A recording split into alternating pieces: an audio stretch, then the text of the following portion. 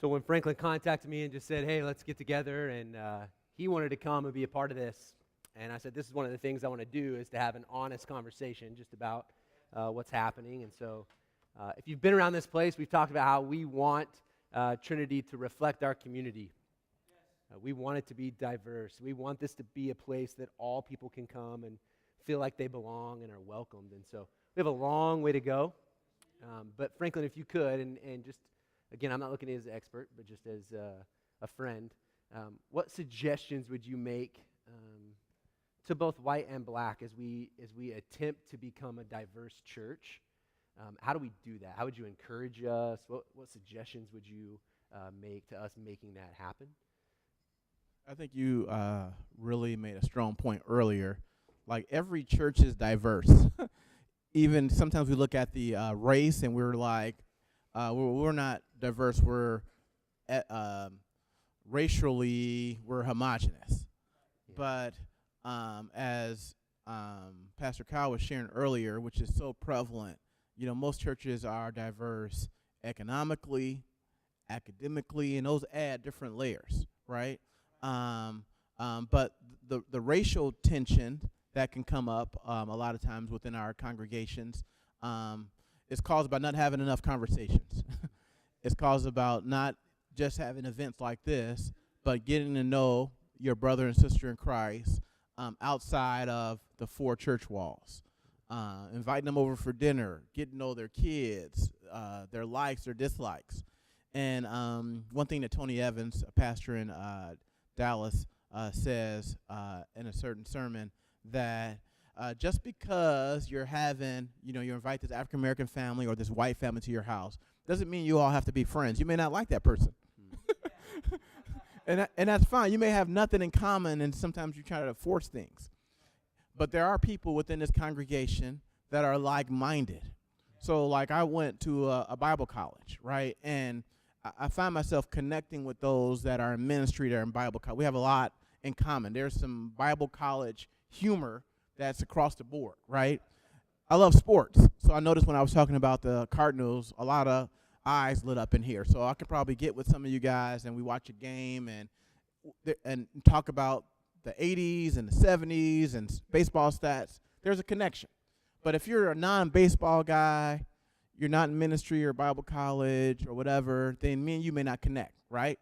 So, and that's okay. That's fine, right? So I bring that up because sometimes it's forced, and you don't want that. You want genuine relationships. But we're commanded to love each other. We're not commanded to be best friends and do selfies together and all of that, and you really don't like that person. Does that answer your question? No, that's good, yeah. I obviously, I have two little kids, and it's my goal. I think you see generational poverty. So year after year, you see poverty. But I think you see generational racism. So my grandpa was one way, and that bleeds down. And so it's my goal to kill that, to make that stop with me, with my kids. But what suggestions would you make, if you have any? How do we influence kids? How do we help them see that it's okay that we're different? I'm not in the mindset that we need to be colorblind. I love that we're all different and our cultures are all different, but we can still come together for one cause and we can love each other.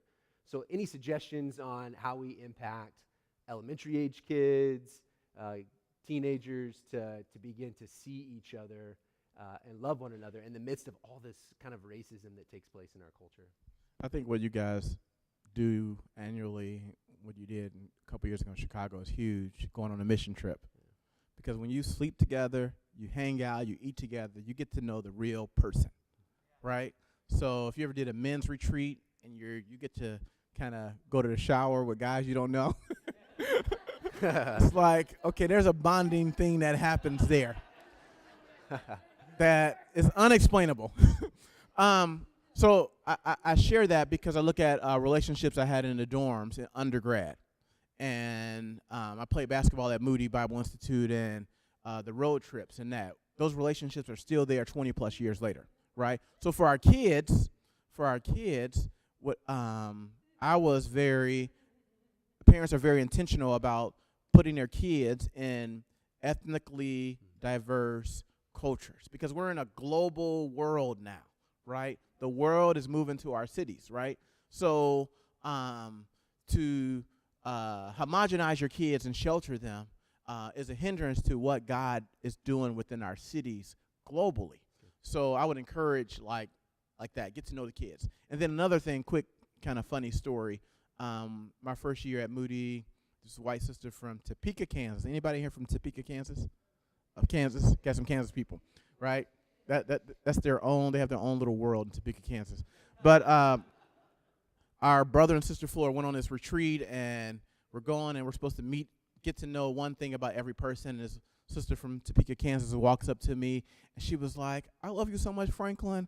And I'm young, so I'm like, "Okay, why are you saying?" I'm from the hood, and I'm like, "Okay, women just don't walk up to guys and say, 'I love you so much.' That means something where I'm from. Don't do that." And she was like, "No, stop joking. I love you so much. And when I see you, I don't see color." I'm like, "I'm the darkest brother in this whole room. Like, are you blind?" And this is all new to me because I've never heard anybody say that. And come to find out, like, her mom was so intentionally trying to train her children, like, when you see people don't see color. So it was embedded in them. So I've learned from that, like, don't say, like, we need to appreciate our differences. We look, our hair textures, our skin colors, the way we talk, our eyes, you know, the humor. And that's okay, right? So with our kids, I think we need to have kind of more honest conversations than probably we had when our parents. And my granddad was the same way. He grew up in the 40s and the 50s and the 60s. So his humor was different. I remember in 92, he made a comment. I'm like, "Granddad, you can't say that." And he was like, "What?" I was like, "You can't say that about people. Like, how are you going to just stereotype a whole race of people, right? That's wrong." And one of my cousins afterwards, like, "Man, thank you for telling Granddad that, because I have friends that I'm afraid to bring around the family because he just says crazy stuff," right? So we got to be more intentional with our kids in conversations. Along those lines, one thing that I've really struggled with is social media during all of this. Could you speak about being a black male, just what you see on Facebook, what you see on Instagram, Twitter, what you read, and that impact it has on you? Yeah, I was so shocked, like, not just by the verdict, but the response. And some of my older relatives were like, "Man, this is just like the 60s. Just to watch it, everything going up in flames and this. And my grandma was like, "They don't know what they're doing." Not the decision, the judicial system, but the folks that were doing it. She was like, in Chicago, there's still neighborhoods that are still abandoned from the King riots, right? Like, there were African-American businesses in Ferguson that lost their buildings, right? So the tension was so strong. So, and a lot of it was youthful zeal and anger. Youth that kind of had no direction. So as an African-American male that grew up in that, there was anger. There was like, okay, our judicial system is not for us. I had a friend, white friend, lives in the suburbs in Chicago. His son in high school got caught smoking marijuana in the restroom. In that same school, I have a cousin whose son was there, did the same thing. They called the police on his son. My uncle had to leave work, go get his son out of the police station because he was smoking marijuana. And they said he was not only smoking it, he was intent to sell. My little cousin was like, "I wasn't trying to sell it, I was smoking it," right? That's like a joke in our family every time he says it. But my white friend, who I'm real cool with, real close with, they called him. They called the dad. And they were like, "Well, we suggest you put your son in counseling." Okay, you see the difference in that? Like, in the same school, the black kid, they called the police, put him in jail, called his dad to come bail him out, right? He had to go to court. The white kid, like, this happened. So it's like we've seen this story before. We've seen this episode before, right? We need, like, the laws need to change or be the same for everybody across the board. We need to think through. It's so hostile. Like, I don't know if I agree. This is controversy. Somebody put this on Facebook, or disagree with, like, the looting and the flaming of businesses, because one person put, Like, if they didn't loot or if the cries weren't so loud, would CNN still be talking about it today? So some people feel like, no, they wouldn't be talking about it if the cries and the issues weren't as loud. Some people said, yeah, they would. They will still be talking about it. That's not necessarily true. We don't know, right? We know the negative effect of it, right? So as an African American, when I get stopped by the police, still, I'm 45. I have insurance on my car. I work. I pay taxes. I'm in a different tax bracket, right? I don't say that to brag. I'm just saying I'm at the six-figure because I work 2 or 3 jobs. Like my mom says that I'm partly Jamaican or something. Nothing against Jamaicans. I'm not stereotyping or anything like that. But so I share that because when I'm stopped by police for like nothing, when I'm like, okay, sir, what'd you stop me for? And they're like, well, you turned that corner and you did this or whatever. And I'm like, here's my insurance, my resume, my BA, and I'm thinking about all of this as he's stopping me. Like, okay, I know I got the hair and that's throwing people off, but most of the time I wear a sports jacket. I don't have rims on my car, and my music's not loud, and it's not jumping up and down when I drive, right? I'm just saying, like, look at me, right? Look at me. So those things are still happening, right? And the answer is transformation. The answer is it's a hard issue, right? It's not the whole police officer department. There's some good police officers that are out there, but there's some that are hardened because we don't know what happened with them when they were little, right? Or one of my friends who's a police officer shared that his mom was attacked by an African-American kid, robbed, and so his dad, like, just start racist, but he knows that incident that happened to his mom in the 70s triggered that with his dad, right? So we can argue and say, well, he can't blame a whole race for, one kid. That's true, right? But that event triggered that. Now, that kid shouldn't take the blame either for the whole race, right? He made a dumb mistake by robbing that mom and attacking her in that way. So it's so systemic, there's not one answer, right? As we see on CNN and all these talk shows, it's like they talk for hours, and at the end, there's no solution. And that's what I've had a lot of conversations with people, and I think it's really important as a white man to listen a lot. I think we need to listen more. And so I think having these conversations are really important. But then I have a lot of people that say, well, what next? Like, well, what can I do? I heard Lecrae say the other day, he said, you can say, what can I do? Like, well, what can I do? Or what can I do? And so what can we do? I mean, as a church, as individuals, white or black, what do we do moving forward? How do we love people better? How do we battle with racism? How do we battle with the injustices of education? That's why we're pouring into Coldwater. We've talked about that a lot. He talks about education, and so we're trying to read with kids, and we want to pour into all kids at Coldwater, and so we're trying to do that. But what can we do? Because I think conversations are super important, and we need to have more of them. But for the person who says, look, I'm not contributing negatively to it, I'm not posting on Facebook negative things, I don't think I'm a racist, but I'm not also being proactive. And this girl that told me this said, Jesus wasn't just necessarily against something, but he was always for something. And so what can we do when it comes to that? What can we do to help change where we're headed? Well, I looked after the verdict that night. I couldn't go to sleep. I was up till like 3 or 4, and Pastor Kyle was up also because we were instant messaging each other back and forth and looking at stuff online and watching CNN. And I put a post up that, like, it's okay to be reactive, right? But we also, being reactive has to be followed up with being proactive. And being proactive within the systemic injustices within our country is holding our judicial system accountable, right? That, okay, if this is the law needs to be the same across the board. If a kid's going to get stopped, like within Chicago, there's one community, Inglewood, where 60% of the boys will be locked up before they're 17. 60%, right? 60%.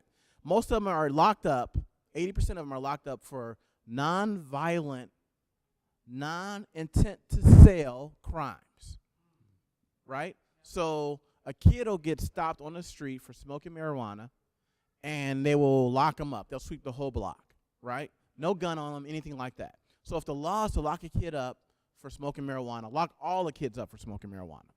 But if the law is, if there was an intent to sell, right, then it's a slap on the hand or call their parents or get them in counseling, then do that across the board. So holding our judicial system accountable for keeping the laws the same across the board. How do we right? do that, though? Like It's how- voting. Okay. It's being a voice, right? It's being a voice. It's okay to boycott like after it happened, but what about before that? You can go online and look at St. Louis or Chicago or whatever city and see the verdicts for the cases. Like how did the judge and the jury come up with this verdict, right? So don't wait until it's a big case and it's on CNN and everybody wants to get up and do this, right? So that's one way. Another way, John Piper in Minnesota said this, that we need to look at this almost like we look at abortion. He said, John Piper, who's a white pastor, some of you know him, great theologian, great teacher, he says the white church needs to look at the systematic injustices like we look at abortion. We're passionate about abortion. And not only are we passionate about abortion, we're proactive about adoption, right? We're proactive about programs that empower single moms and young people, right? So you see on Christian radios all of these programs about adoption and single moms and all of this, because you can't just go and boycott abortion centers without being proactive about about adoption. We need to do the same, and the church is already doing it. So you go into neighborhoods with broken families and empower. We found in Chicago, what I've learned, you got to work with them when they're young. You got to empower. We need to disciple and train young men where they're qualified to be elders one day within the church. We can't just be happy with them accepting Jesus. Okay, they accepted Jesus, but they're still going to jail. They accepted Jesus, but they're still living a life of crime. They're accepted Jesus, but the neighborhood's still having all these babies out of wedlock, right? We need to disciple and train them up in a way where one day they'll be in leadership within the church, right? Whether it's on a worship team, whether it's an usher, whatever place, and that looks different. Then your discipleship methods look different. So if you cannot read, how can you be an elder or a leader within a church? If you cannot provide for your family, how can you be an example within a local church? And you guys are already doing a lot of those things already, which is incredible, right? But every church needs to do that, and particularly the churches in Ferguson, right? It makes me sad when I do this. This is part of my role at Wheaton, is going and speaking and sharing like what God is doing in our cities. And you go through the neighborhoods within those communities where their churches are, and Monday through Friday the church is closed. Wow, right? A neighborhood has a 50% dropout rate, and the church is closed, right? It could host a GED program, right? Sometimes it's resources. So there's people here. How many of you all graduated from high school? Raise your hand, right? I went to an inner city church, and 50% of the people in this particular church I spoke at a couple months ago didn't graduate from high school and had a GED. It was a working class church, but most of the pastor told me later that 80% of his folks at the church made minimum wage to $11 an hour living in the city of Chicago, right? You can't survive in Chicago, even in a low-income neighborhood, making less than $16, $20 an hour. You will not survive, right? You will be dependent on government assistance, right? So I share that those of you that graduated from high school could start a GED program. Those of you that graduated from high school could meet with a kid one-on-one with reading. Those of you that graduated, how many of you are in college right now? You're in college. You're in college. If you're in college today, they don't even teach typing classes and stuff anymore. When I was in high school, you had to take typing 1, typing 2. Now it's like the kids are born knowing how to type, right? You put a iPad in front of a baby, and it knows it in 30 seconds. It's like, look at the baby. Wow, right?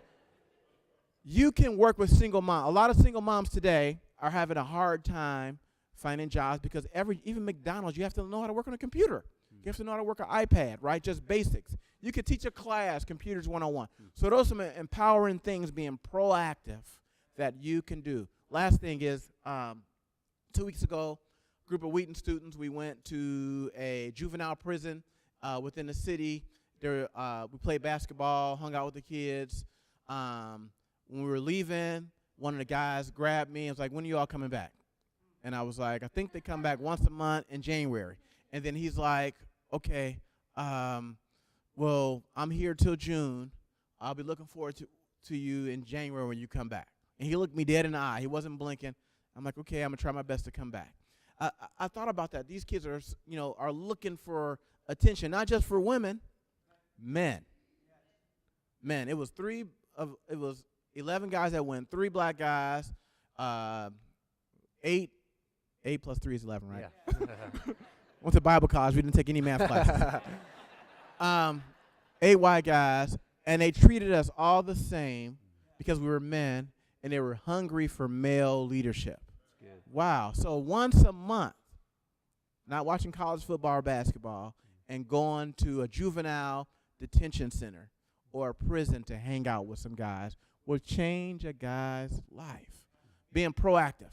Basic things that don't cost a lot of money, but it does cost time. Last thing, tell me why you're hopeful. It feels like where we're at, it can be easy to be hopeless. But tell me why you're hopeful for where the church is headed, where culture is headed. It might be hard, but why are you hopeful? Okay. In the words of the great philosopher Chris Rock, I'm hopeful because of me and you sitting here together. Right? We're friends. We got to know each other. We're going to continue to get to know each other. And this is where it starts. It's small. This is where it starts. I'm not so presumptuous thinking that, we got a black president and everything's going to be different. No, that's not true. Like, he makes some decisions, but he's not controlling what's happening on ground zero, right? We had, in the 90s, all these Promise Keepers meetings, which I went to like 6 of them, and we were crying in the football stadium full of guys, and I believe some great things happened, and it started stuff, right? But I think it starts right here with genuine relationships, listening, learning, and growing, right? So this is why I'm hopeful. Good. Well, this is what we're going to be about. We're going to be about a church that cares about our community. We're not just going to exist in our community, but we're going to exist for our community. We're going to exist for each other. We're going to get to know each other, and it starts with you. Don't wait for me or a leader of the church to program something for you. God has equipped you. God has given you gifts to make a difference, and so you do it. Don't wait for someone else to do it for you. All right, would you pray with me? God, thanks for today. Thanks for my friend Franklin, and I'm so thankful that our paths crossed a couple years ago, and I'm hopeful because of the same reason he's hopeful, is because this is happening and friendships are starting. I want for our church to look back, as Franklin was saying, at this date, December 14th, and say, man, things changed in my heart, in our hearts, and in our church because of the cross, because of Jesus, not because we're just going to work really hard at it, but that we really believe that God's done something, that you, God, have done something in us. So let us push into the tension. Don't let us run from it, God, but help us to navigate it well and to make a difference. And as Franklin said, let it start with us and one-on-one relationships with people who aren't like us, whatever that looks like. Would you help us do that? Praise in Jesus' name. Amen. Amen.